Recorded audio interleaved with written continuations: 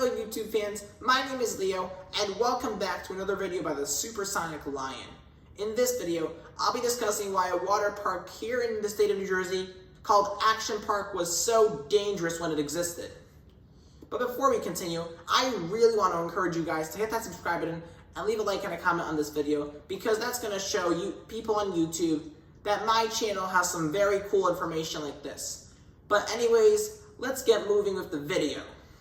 So, imagine yourself living in downtown Manhattan, or anywhere in Manhattan really, in the late 20th century, and it's a brutal summer heat wave.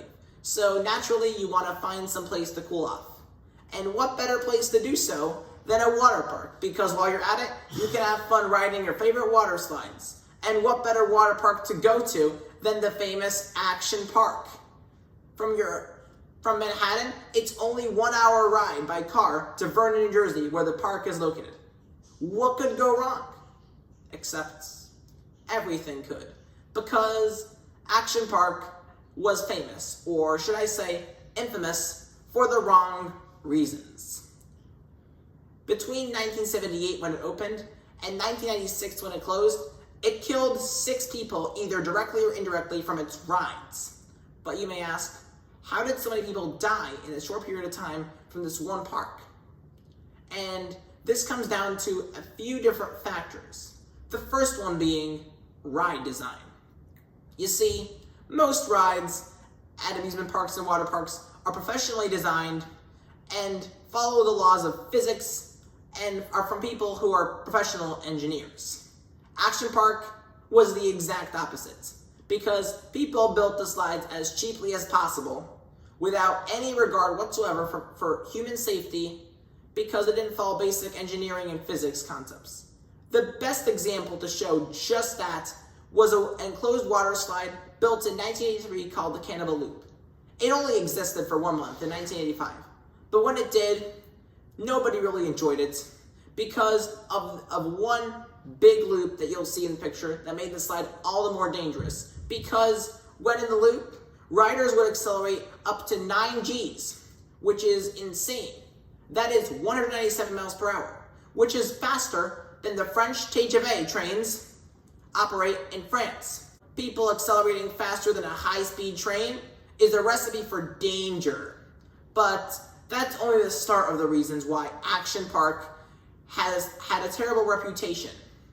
Another reason were its employees, many of whom were teenagers, many of whom had no experience whatsoever dealing with water rides, many of whom didn't care about human safety.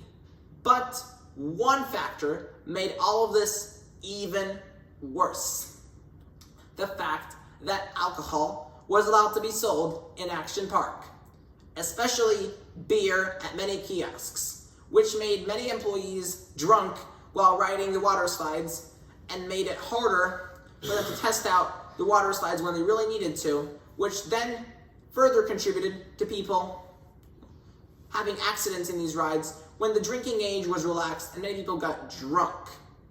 There is one final reason as to why Action Park was so dangerous, and it comes down to more things being ignored. New Jersey state regulations. You see, New Jersey state regulations were very lax at the time. The only thing they really said about water parks was that the water should be clean and monitored by certified lifeguards. Not any of the things that made the previous factors more dangerous, especially considering a case that happened in 1987 when an 18-year-old man died at a wave pool, which was considered a pool, not a water line. So New Jersey state regulations didn't address it. Eventually, after lawsuits, the park had to close down in 1996 for all this. Today, right as I'm talking, there is a new park in Vernon, New Jersey. It's called Mountain Creek, and luckily, it has a very clean safety record, especially when compared to its previous predecessor from the 20th century. So, that's all the information I have for this video. Comment, like, and subscribe for more, and see you next time. Thanks for watching.